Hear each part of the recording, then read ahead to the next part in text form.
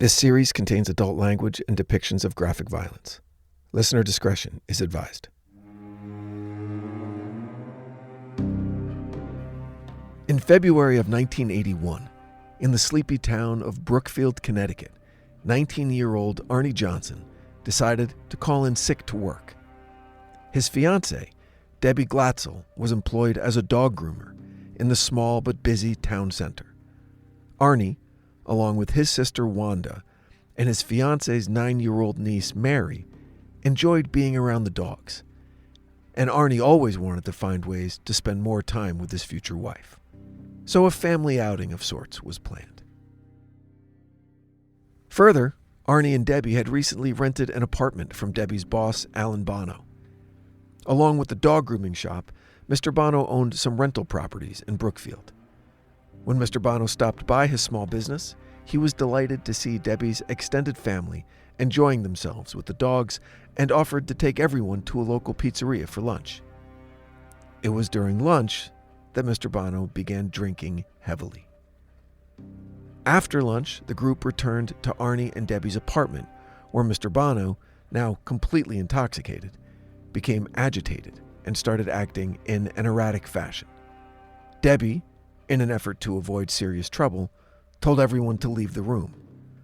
But Mr. Bono grabbed on to 9-year-old Mary and refused to release her. Arne Johnson immediately intervened and demanded that Bono let the girl go. Things escalated quickly. Johnson, suddenly growling like a caged beast, snapped and grabbed Bono as Wanda attempted to restrain him, but it was no use. Arne Johnson pulled a 5-inch pocket knife and stabbed Mr. Bono 5 times in the chest, then ran out of the apartment and disappeared. Mr. Bono would die a few hours later from severe chest wounds and loss of blood. Local police found Mr. Johnson 2 miles from the scene of the attack, disoriented and covered in blood. As he was being placed under arrest, he claimed that he would never hurt anyone, and if he did, he was unable to remember anything from earlier in the day. Arne would plead not guilty. However, the plea was the first of its kind to go before a judge in the history of modern U.S. criminal justice. Not guilty by reason of demonic possession.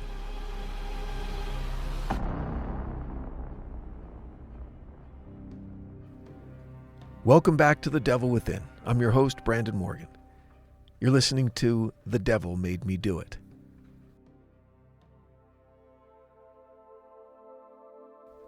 Now, to be honest, I have an affinity for this case and the movie that it would spawn, although I'd never seen the movie.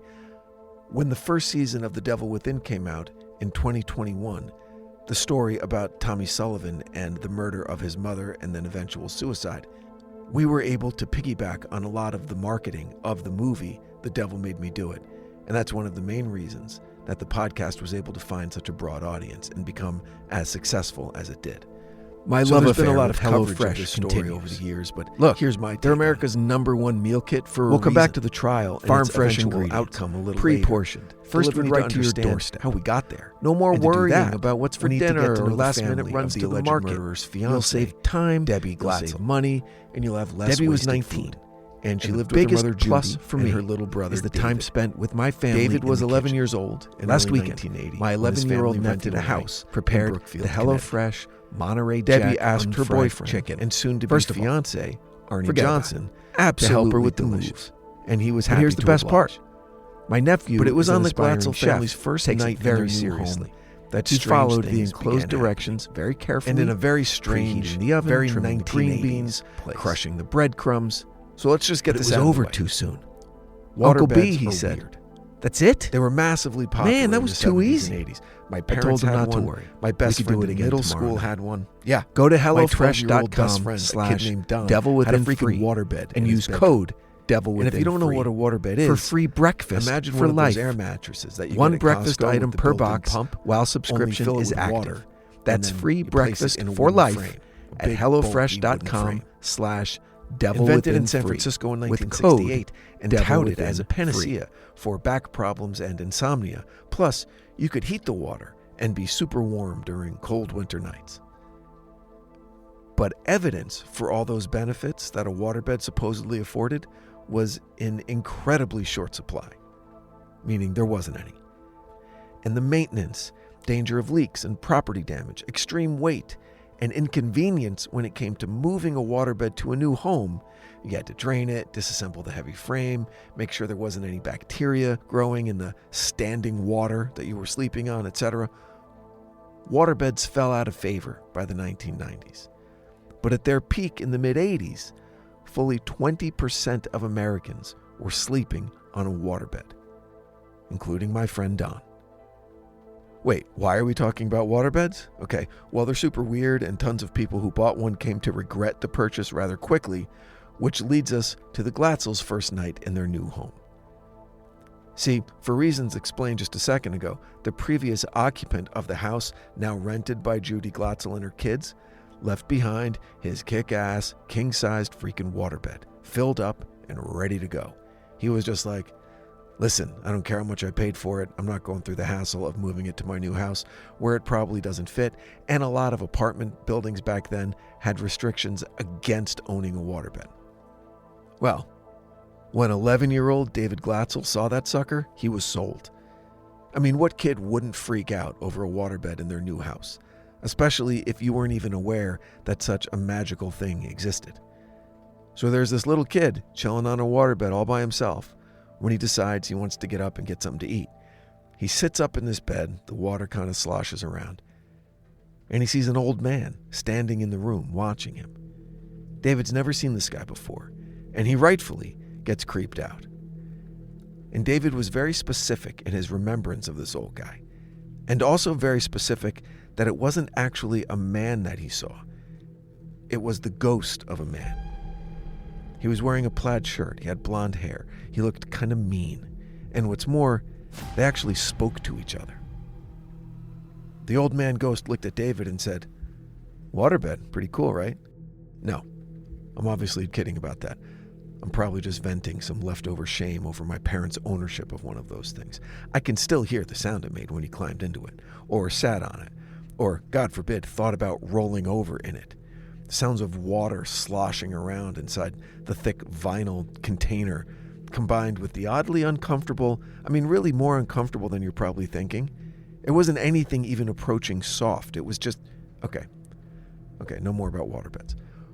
What the old man ghost said to David Glatzel was this: "Get out of this house or bad things will happen to you."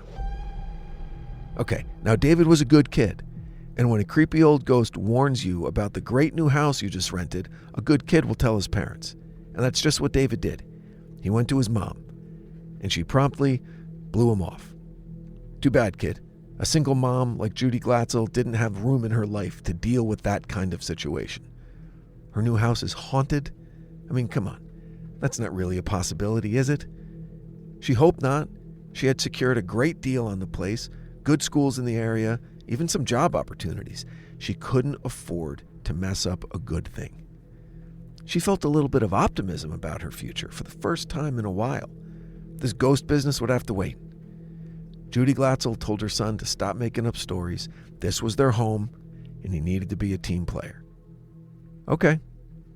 A couple days later, as kids often do, David got sick. Probably just a bug going around the school, Judy hoped. That would make sense. Kids get sick all the time. Judy thought nothing of it. Even if it was lasting a little too long, she brushed it off. But Judy's hopes of a run-of-the-mill sickness causing her son's increasing strange behavior were soon dashed. Unless, that is, there's some infection out there that causes an 11-year-old boy to suddenly start speaking Latin and reciting John Milton's epic poem, Paradise Lost. That happened, word for word. Farewell, happy fields, where joy forever dwells. Hail horrors, hail infernal world, and thou profoundest hell, receive thy new possessor, one who brings a mind not to be changed by place or time. The mind is its own place. Young David also began having long conversations with his bedroom wall, but he claimed he was speaking to the ghost of the old man. Then David's preferred means of communication shifted completely away from spoken language and degenerated into grunts, hisses, and deep, sinister growls. But just before he stopped using language, he was able to give a more accurate description of the ghost he had been speaking to. The ghost was now burned across his face and entire body, and he didn't have normal feet. He had, to quote David, feet like a deer. Yep, cloven hooves on the old man ghost. That was finally enough for Judy to look for some outside help. And since her son was basically describing what Christianity tells us the devil looks like, she felt like the local Catholic church would be her best bet to get her son feeling better. She was shocked when 3 of the local churches turned her away. I mean, really? This was the 80s, in New England, and no Catholic priests wanted to help out a troubled young boy? Pfft, crazy. Their reason, though, was pretty simple. Exorcisms weren't really a thing anymore.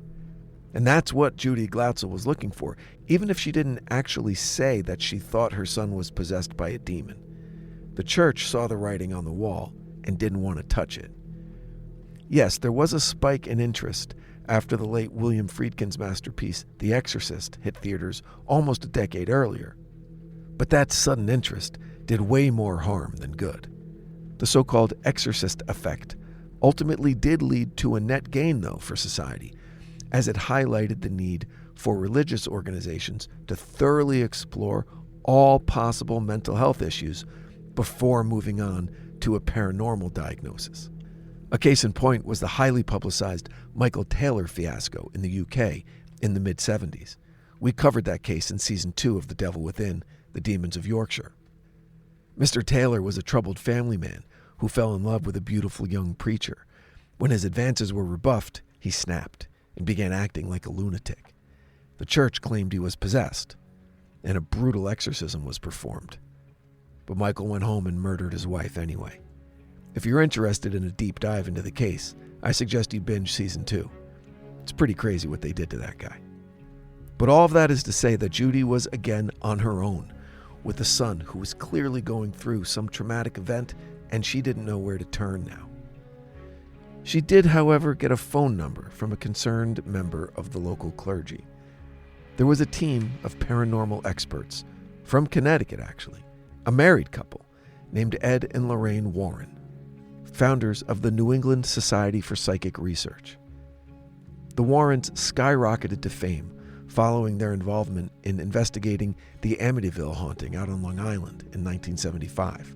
The blockbuster film The Amityville Horror came out in 1979, and the Warrens were still riding that wave of pop culture curiosity. What finally convinced Judy Glatzel to allow the Warrens to assist her son was the Warrens' involvement in the Enfield poltergeist case in London in 1977. That case involved suburban children that were allegedly possessed by demons, and the Warrens supposedly showed up and assisted with the exorcism. The Warrens enthusiastically agreed to help Judy. I mean, the case was basically in their own backyard, and immediately upon their examination of David, they determined that not only was poor David under the power of what they termed, quote, diabolical possession, there was a veritable demonic rave taking place within him. At least 40 demons were fighting for the boy's soul. Now, these circumstances, right down to the number of demons at play, are all strikingly similar to the Michael Taylor case from 1974. And not for nothing, remember that the Warrens were in the UK for the Enfield case just a few years later. Now, I'm not saying they heard about the Taylor case and thought it sounded cool and decided to take it for a spin back home in the States. All I'm saying is that it's a strange, really accurate coincidence. So the star power of the Warrens was able to convince one of the local Catholic churches to agree to participate in the exorcism of David Glatzel. The Warrens would be in charge. The priest was more for show, to add an air of legitimacy to the proceedings. But still, they failed. 3 times they tried to expel the demons that were waging war within young David, and 3 times they were turned away by the superior forces of the Angel of Darkness. My love affair with HelloFresh continues. Look, they're America's #1 meal kit for a reason. Farm-fresh ingredients, pre-portioned, delivered right to your doorstep. No more worrying about what's for dinner or last-minute runs to the market. You'll save time, you'll save money, and you'll have less wasted food. And the biggest plus for me is the time spent with my family in the kitchen. Last weekend, my 11-year-old nephew and I prepared the HelloFresh Monterey Jack unfried chicken. First of all, forget about it. Absolutely delicious. But here's the best part. My nephew is an aspiring chef. He takes it very seriously. He followed the enclosed directions very carefully, preheating the oven, trimming the green beans, crushing the breadcrumbs. But it was over too soon. "Uncle B," he said, "that's it? Man, that was too easy." I told him not to worry. We could do it again tomorrow night. Go to HelloFresh.com/DevilWithinFree and use code DevilWithinFree for free breakfast for life. 1 breakfast item per box while subscription is active. That's free breakfast for life at HelloFresh.com/DevilWithinFree with code DevilWithinFree.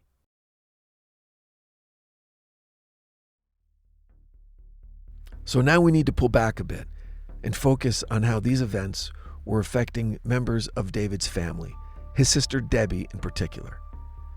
She was devastated at what her poor little brother was going through and would do anything to help. But how? There was nothing she could do. She would go to work and lose herself in the innocent joy of the dog she worked on, and at night would pour her heart out to her fiancé, Arne Johnson. By this time, they had taken that small apartment near the grooming shop in the building owned by Debbie's boss, who also owned the grooming salon, Alan Bono. So night after night, Arne would listen to the woman he loved, suffering inconsolable distress due to her brother's fate, and in an act of compassion reserved for the wild hearts of the young, Arne said he would throw himself into the middle of the next exorcism and do whatever it took to save young David. Not even the power of Satan could deter teenage love.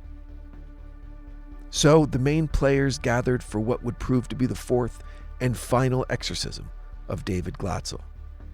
And what a mess this one turned out to be.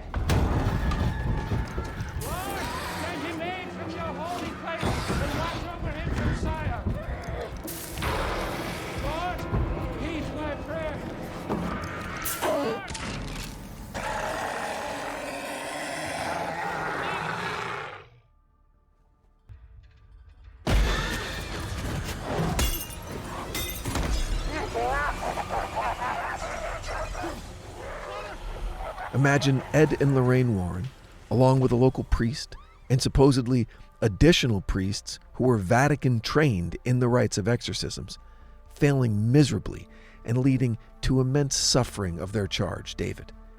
At a certain point, Arne Johnson, the star-crossed lover of David's sister Debbie, decided enough was enough and jumped into action. Accounts differ as to what was actually said, but it was along the lines of, "Leave the boy alone. If you want to possess someone, possess me.